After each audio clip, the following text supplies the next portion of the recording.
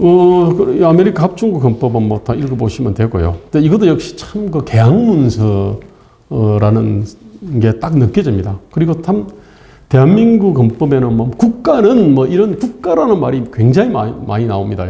이제 이쪽은 그런 말이 없습니다. 이게 보면은 딱 체계를 보면은요, 행정부, 사법부 뭐 이렇게 있고, 그 뒤에 보면은 연방의회에 부여된 권한, 연방의회에 금지된 권한, 주에 금지된 권한, 주에 허용된 권한, 이렇게 쭉 돼 있거든요. 그러니까 계약문서죠, 이게. 우리는 그런 것이 없다, 이런 얘기입니다. 최근 놀란 거는 제8절 8항에 보면 저작자와 발명자에게 그들의 저술과 발명에 대한 독점적인 권리를 일정 기간 확보해 줌으로써 과학과 유용한 기술의 발달을 촉진시킨다. 이게 1789년쯤 이게 만들어진 거지 않습니까?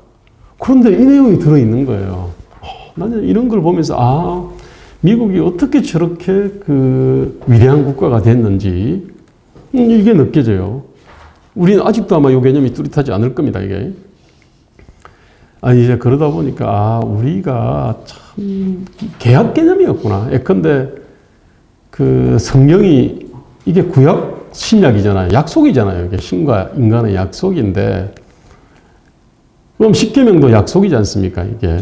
그런데, 우리는 예컨대 고조선의 8조 법금이나 이런 것들에는 약속 개념이 없습니다. 그러니까, 도를 선포를 한 거예요. 뭐 하늘로부터 받든지 뭐 어쨌든 간에 도를 선포를 한 거죠, 이게. 그래서 우리가 자유민주주의라는 거는 기본적인 계약이죠. 자유정신을 기반으로 하고 보충성 원칙을 중심으로 한 계약에 의해 가지고 이렇게 쭉 돼 있는 거죠.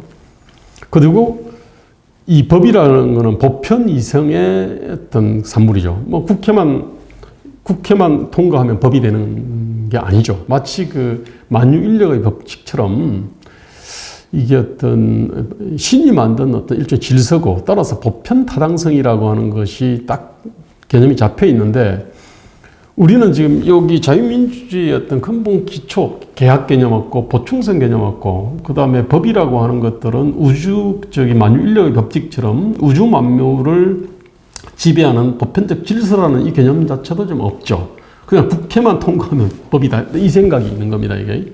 법치주의라는 것도 사실은 법 자체가 국회만 통과하면 뭐 법이 되고 그 법을 지켜야 된다, 이런 개념은 아닌데, 저는 그래서 우리가 이 자유민주주의의 어떤 기본, 민주공화국에 대한 어떤 이 기본을 갖다가 참 제대로 알지도 못했고, 그 다음에 제대로 가르치지 않았구나, 이제 이런 거를 갖다 느꼈습니다. 이제 이게 그 책 속에 쭉 서술이 되어 있습니다, 이게.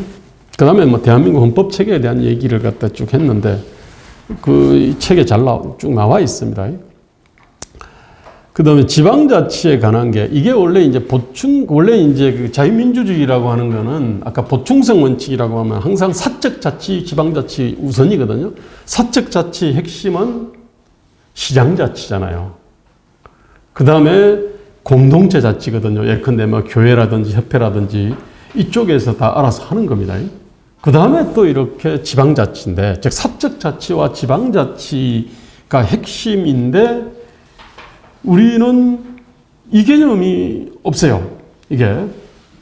네, 그러다 보니까 이제 국가가 너무 많은 것을 갖다가 다 틀어지고 있다 보니까, 그러다 보니까 이제 국가 권력을 갖다가 서로 쥐기 위해 가지고 그야말로 그냥 선거 때마다 전쟁을 갖다가 치르고, 그 전쟁을 치르는 그 결과, 그게 나라가 그럼 문제가 풀리느냐 하면 전혀 풀리지 않고, 그 결과가 지금 아까 역삼각형의 어떤 인구 구조가 아닐까, 이렇게 생각하고요. 근데 이제 이 지방자치 조항도 이게 일본을 그걸 뺏겼는데, 일본을 뺏길 때도 보면은, 일본은 뭐냐면은 법률의 범위 내에서라고 되어 있습니다.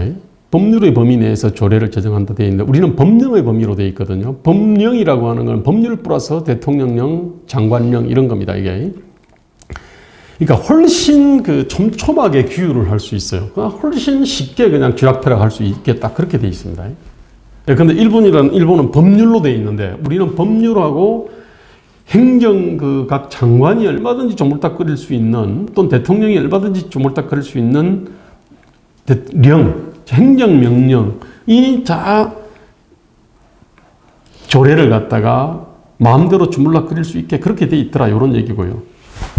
그 다음에 이제 공무원 관련된 조항도 보면은 공무원은 국민 전체에 대한 봉사자이며 국민에 대한 책임진다. 그 다음에 공무원의 신분과 정치적 중립성 법률이 정하는 바에 보장된다 되어 있는데 이게 헌법 총각에 올라가 있습니다. 근데 이 비슷한 게 일본에는 국민의 권리와 의무 조항에 있는데 그 참 워딩이 재밌어요. 일본 헌법 제15조가 보면은 공무원의 선정 및 파면의 권리, 보통선거와 비밀선거에 보장되어 있고 1. 공무원을 선정하고 그리고 이를 파면하는 일은 국민의 고유 권리다. 두 번째가 모든 공무원은 전체의 봉사자이고 일부의 봉사자는 아니다. 이렇게 쭉 되어 있거든요. 즉 국민의 권리와 의무로서 되어 있는데 우리는 이게 헌법 총각에 올라가 있습니다. 이를테면 여기에 보면 공무원의 신분 보장이나 뭐 이 앞에 어쨌든 올라가 있는 거거든요. 근데 그러다 보니까 그 공무원이 또 스스로 또 노동자성을 갖다가 또 이렇게 주장을 하고 헌법에도 또 이렇게 보장을 해 놓으니까 그야말로 철밥통이 된 거고 지금 최고의 일자리가 돼버린 거고요. 그럼 국민 위에 사실은 군림하죠. 이게. 그런 얘기고. 그래서 지금 이제 한국의 공공 부분이 급속도로 커지고 있습니다. 이게 지금 2016년, 17년 통계인데 최근에 2019년 통계를 보니까 과거에 비해서 2%포인트가 더 올라가 있어요. 그러니까 제가 이제 이게 그냥 한국하고 스위스만 보겠습니다. 이게 보면은 그 한국과 스위스가 정부 지출이 GDP의 35%쯤 됩니다. 그러니까 같이 35%를 걷어요. 2016년 기준입니다. 그런데 스위스는 GDP의 20%를 복지로 쓰고요. 우리는 10%를 복지로 씁니다. 자, 35%를 걷어가지고요. 우리는 10%를 복지에 쓰고 스위스는 20%를 복지에 쓴다는 얘기거든요. 그럼 또 엄청난 갭이 있지 않습니까, 이게? 도대체 이 돈이 어디로 가느냐? 국방비로 한 1%는 설명할 수 있어요. 1, 2%는. 나머지는 설명이 안 되거든요. 이거는 그냥 우리가 지금 공무원을 비롯해서 여기에 돈이 엉뚱한 데로 가고 있는 겁니다. 근데 지금은 뭐냐면은 요게 2%포인트가 올랐어요. 2019년 기준이고 2020년에는 더 올랐을 겁니다. 이 얘기가 뭐냐면은 이게 뭐냐면 조선을 방불케 하는 가렴주구 국가의 특징이거든요. 막 긁어가는 겁니다, 이게. 여기는 세금으로도 긁고 보험료로도 뭐 긁고 막 빡빡빡빡 긁어가가지고 이게 그대로 긁지 않았으면은 민간 수준에 있으면 이게 생산이나 소비에 쓰이들 돈이죠.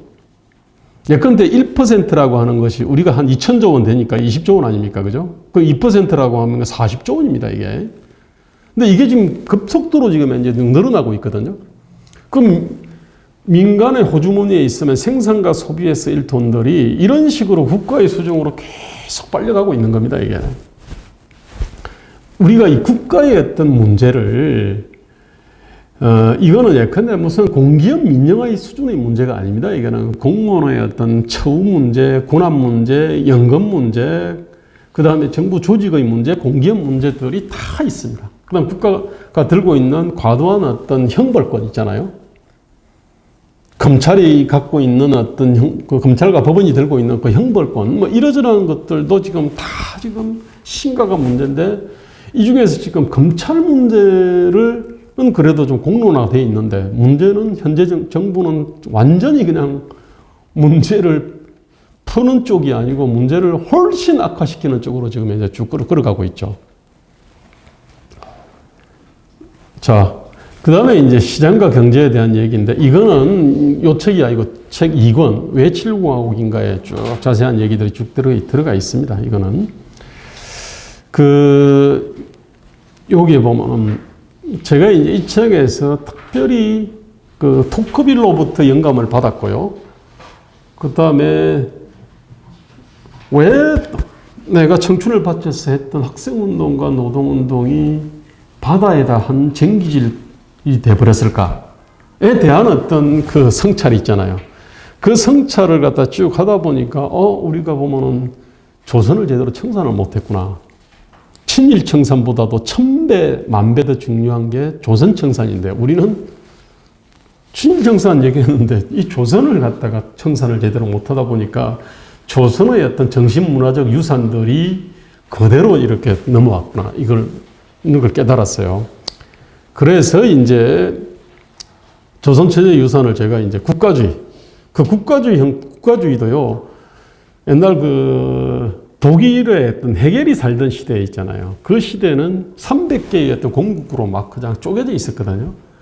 그때 그 봉건 영주들 300명이 막 지배하는 그 체제보다도 하나의 어떤 이 절대 정신의 구현체인 국가가 그걸 갖다가 다 이렇게 통합을 하는 것이 낫다라고 하는 그때 그 국가주의라는 게 있었는데, 한국의 국가주의는 사실 엄밀히 따지면은 어떤 지방자치분권에 대한 대항 엔티테제가 아니에요.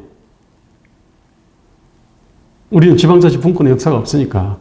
한국의 국가주의는 성군주의 비슷합니다. 그러니까 뭐 훌륭한 왕을 갖다가 뽑아가지고, 요즘 왕 대신 대통령이죠. 그리고 그 사람한테 이제 모든 걸 맡기고, 그 사람 보고 이제 일종의 상소문을 쓰는 거잖아요. 청와대 게시판이라는 게. 뭐 그러다 보니까 이제 저기 조은산 씨인가? 뭐 이게 상소문도 쓰잖아요. 그러니까 어느 놈이 또 하교를 딱 하지 않습니까?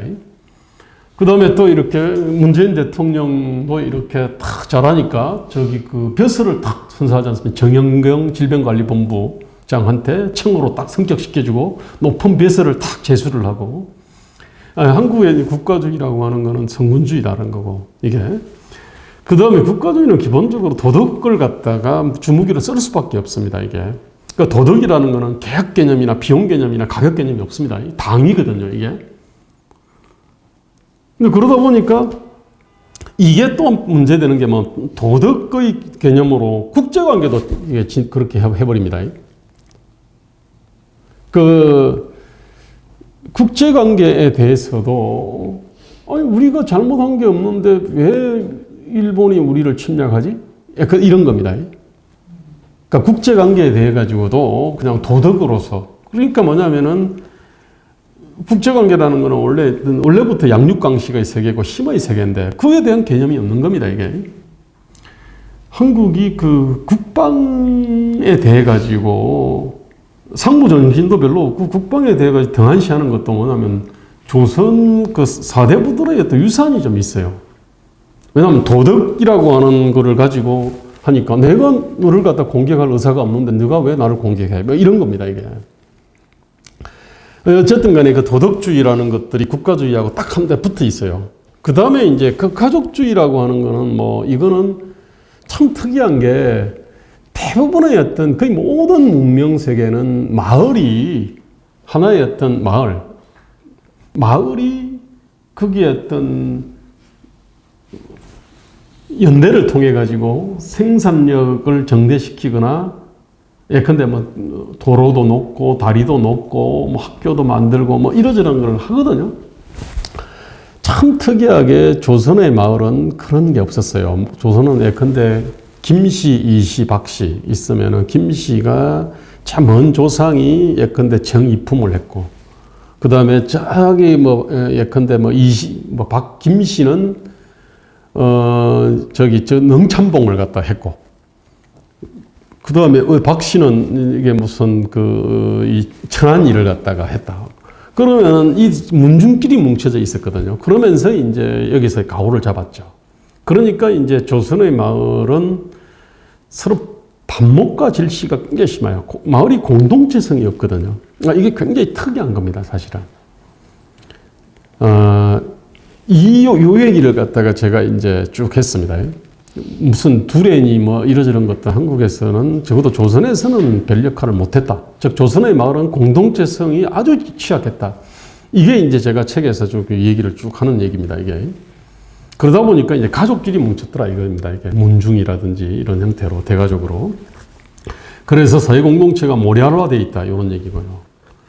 그 다음에 국가라고 하는 것들은 쭉 금을 끊고 뭔가 이게 위계를 갖다가 정하는 존재다 보니까 결국은 좋은 자리 차지하기 위해 한 경쟁들이 치열하고, 지금도 그래서 이제 그 한국에서는 뭐 공정담론이라는 게 결국은 이 좋은 자리를 올라가는 또는 들어가는 어떤 경쟁을 좀 더 공정하게 하자 이렇게 돼 있습니다. 그 좋은 자리 자체가 그 자체가 문제다.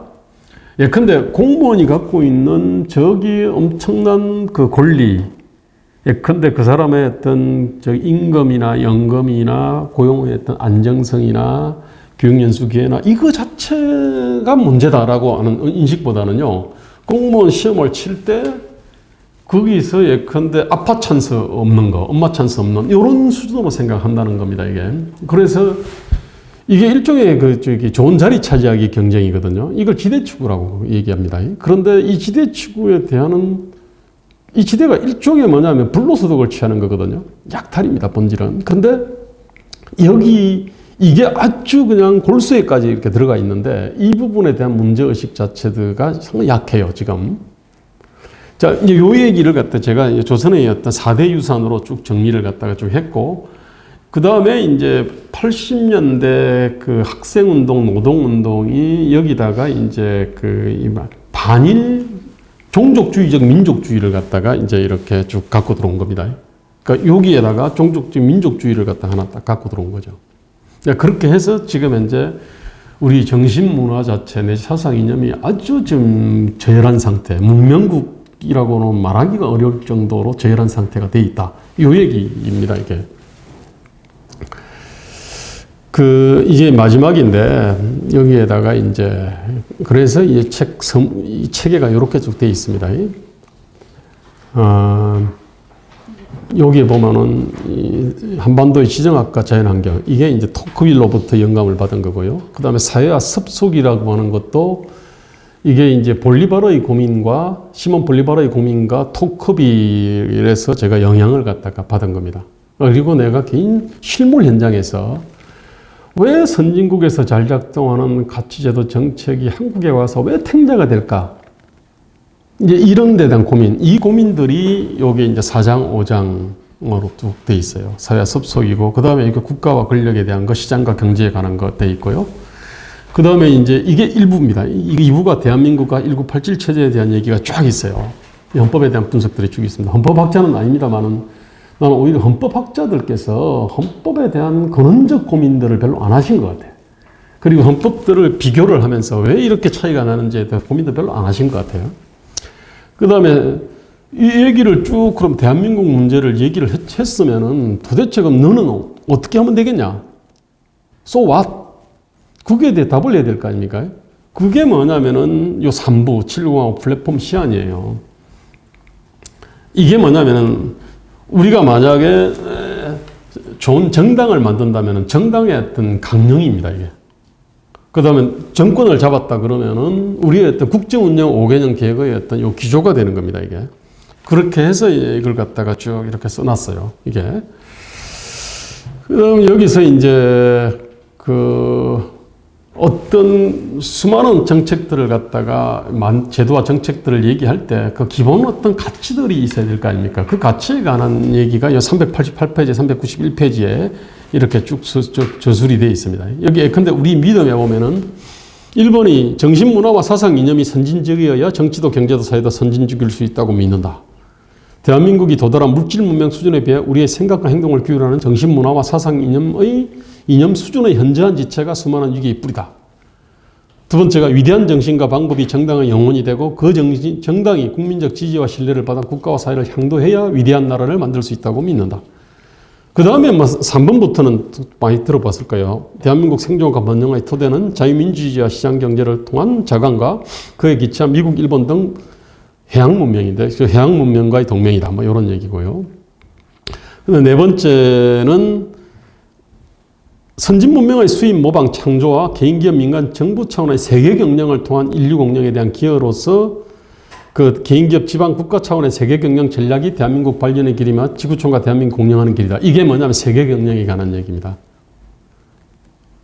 그러니까 우리의 눈을 갖다가 눈을 들어서 세계를 보자 이 얘기입니다. 이게 한국의 대부분의 어떤 갈등과 균열이 보면 눈이 세계를 향하지도 않고 미래를 향하지도 않고 오로지 내부에서의 어떤 권력을 갖다가 향해 있기 때문에 약탈을 갖다 마음대로 할 수 있는 적과 꿀을 갖다가 마음대로 주무를 수 있는 권력에 향해 있기 때문에 문제가 있다. 이렇게 이제 보는 거예요. 이제 그렇게 해서 쭉 돼 있고요.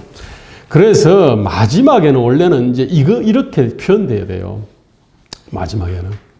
이거는 어떤 정부의 비전과 전략일 수도 있고요. 어떤 당의 비전과 전략일 수도 있습니다, 이게. 그럼 당연히 어떤 7대든 9대든 어떤 큰 국가계획 과제가 있어야 되고요. 그 다음에 사람들한테 예컨대 피부에 와닿는 생활 개선 과제가 있어야 될 거 아닙니까? 예컨대 저는 그 중에 하나가 예컨대 집회 인물 바꾸는 게 하나 있습니다. 다 조선시대 인물이지 않습니까? 그건 이제 그런 얘기를 갖다 하는 사람 많아요. 제 책에도 일찍부터 했던 얘기인데 요즘은 그런 얘기 많이 하더라고. 그 다음에 속도 제한 50km로 걸려 있지 않습니까? 제가 볼 때 아마 이 서울이라고 하는 대도시를 무슨 유럽의 무슨 몇십만짜리 도시들, 유럽의 고도처럼 무슨 느림의 미학들을 느끼는 도시로 만들려고 하는 어떤 그런 것 같아. 근데 그것이 아니라 속도를 갖다가 올려야지, 이게. 아니, 속도를 갖다가 30km나 20km로 할 때가 있습니다. 학교 앞이라든지 이런데. 그렇지만 간선도로는 속도를 지금 60이 아니라 70으로 올리고, 예컨대 고속도로는 110이 아니라 130, 140으로 사실은 그렇게 올려도 되잖아요. 예컨대 이런 거예요. 이렇게 해서,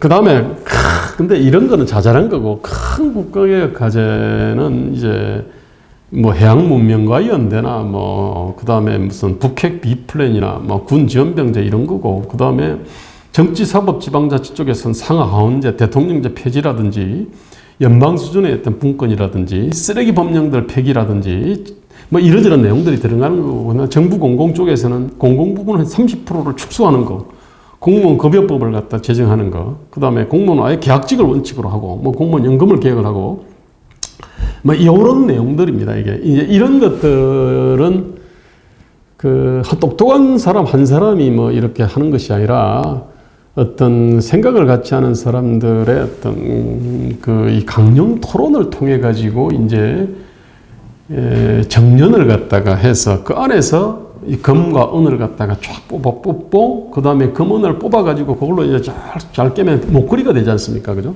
반지가 되든지. 그런 식으로 만들어야 된다는 얘기입니다. 바로 이제 그 작업을 하기 위해 가지고 제가 이제 이 책을 갖다가 썼고, 요 그림은 요 책에는 없습니다. 이게. 지금은 제가 이 책을 가지고 계속 고민을 진전시키면은 이거를 가지고 몇 쪽짜리 어떤 선언문이 나올 수도 있고요. 그 다음에 딱 한 쪽짜리 요런 어떤 이 비전하우스라 그래요. 이 비전하우스로도 나올 수 있다. 요런 겁니다. 자, 일단 여기서 강의는 마치겠습니다.